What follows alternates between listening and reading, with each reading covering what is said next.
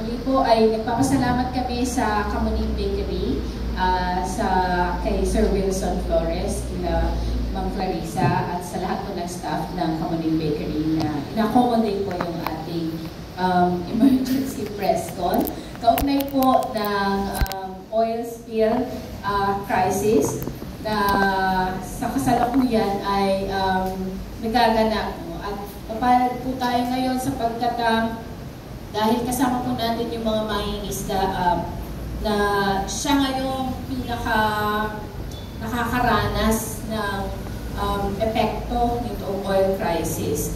At bilang po pagsisimula, nais ko pong i-introduce yung ating pong mga kasama na nandito sa ngayon. Mula po dito sa aking immediate left, si Kavic Vicente Madrinian, mula po sa Tulungan ng Mangingisda ng Las Piñas. Sila po mula sa Pangisda NCR.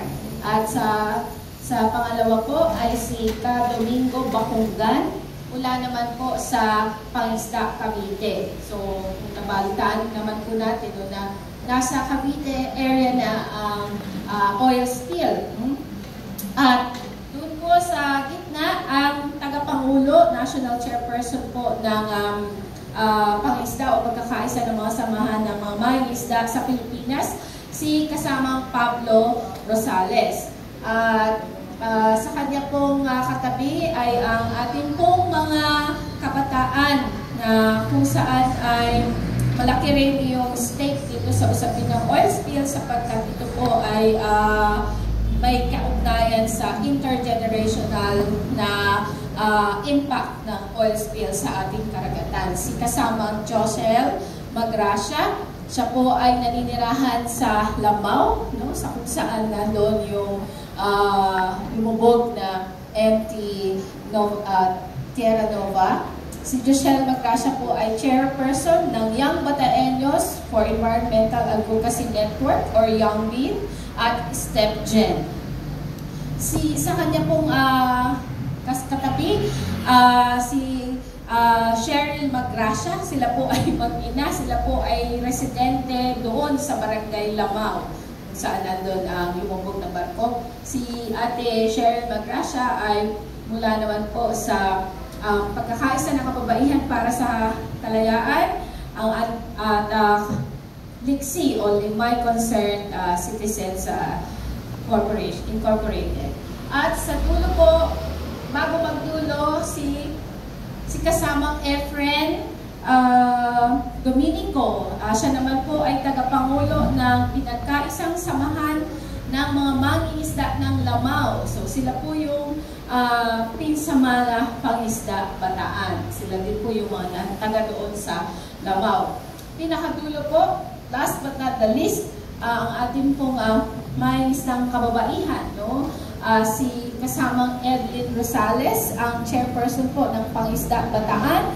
At the same time ay mula po sa Kababaihang Bataeño para sa Kalikasan, Karapatan at Pagbabago, Kabaro, Kaisaka.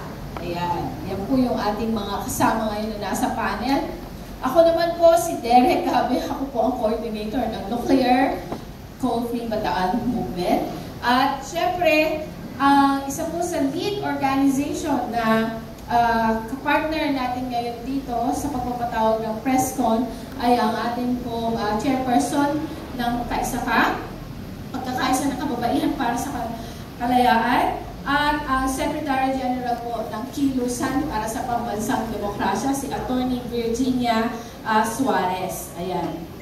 Nakikita ko na po, pumipirma pa lang ng attendance. Ang kasama rin po natin sa isang broader network, mas malapad na network po na binubuo ng mga iba-ibang sektor at mga civil society organizations. Si kasama Joseph Puruganan mula po sa Focus on the Global South at sa Manila Bay para sa Tao Network. Ayan, isa po magandang umaga, lalong-lalo na sa ating members of the press na nandito sa ngayon. So ito pong press con na ito ay atin pong pinatawag sa araw na ito bilang urgent na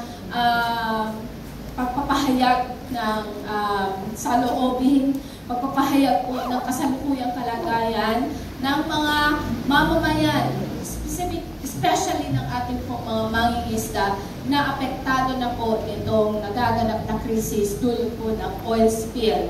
At without further ado, gusto ko na pong tawagan ang ating bilang magbigay po ng paunang pahayag ang ating pong tagapangulo ng Pangisda Bataan, si kasamang Pablo Rosales. Galing ko ng Bataan.